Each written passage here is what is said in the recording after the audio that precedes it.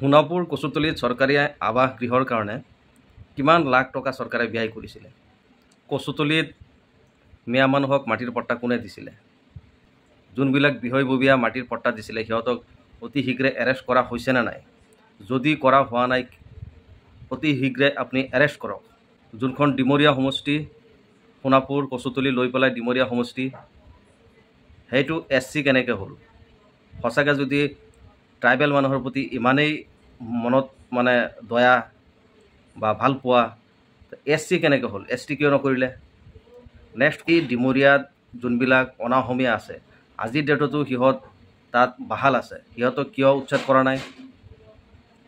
অসম চৰকাৰে বেল্টৰ মাটি কিয় ডাঙৰ ডাঙৰ বনিয়া হাতত কিয় দি দিলে? কেনেকৈ দিলে?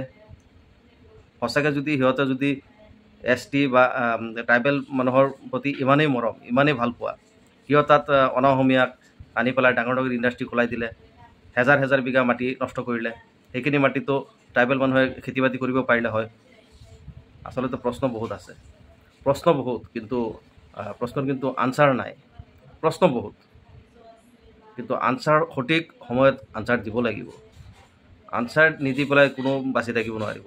কাৰণ এইবিলাক চব হৈ আছে আপোনাৰ উচ্ছেদৰ নামত ভেকু ভাওনা, উচ্ছেদৰ নামত মানুহক হাৰাশাস্তি, উচ্ছেদৰ নামত মানুহক বিদেশী বনোৱা, বিদেশী সজোৱা।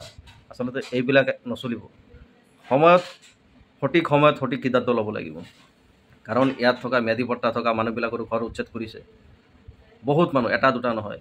এইবিলাক মানুহ 1920, 1930 চনত, আৰু ট্ৰাইবেল বেল্ট হৈছিল 1950-51 চনত। তো বহুত প্ৰশ্ন আছে চৰকাৰক সোধাৰ, আনচাৰ দিব লাগিব। আজি ক্ষমতাত আছে, আনচাৰ দিয়া নাই। ক্ষমতাটো এদিন না এদিন হাতৰ পৰা গুচি যাব। এনেকুৱা বহুত শক্তিশালী ৰাজনীতিক লিডাৰ আছিলে বা আছে, কিন্তু বৰ্তমান ক্ষমতাত নাই। বহুত শক্তিশালী আছিলে, এতিয়া যিমান শক্তি নহয় ইয়াতকৈ ডাবল শক্তিশালী থকা ৰাজনীতি লিডাৰ আমি দেখিছোঁ। সময়ৰ গৈ পেলাই এইবিলাক চব নাইকিয়া হৈ গৈছে। সঠিক প্ৰশ্নৰ সঠিক উত্তৰ অসমৰ ৰাইজে বিচাৰি আছে, দিব লাগিব। কেনেকৈ দিব আপোনালোকে ভাবক।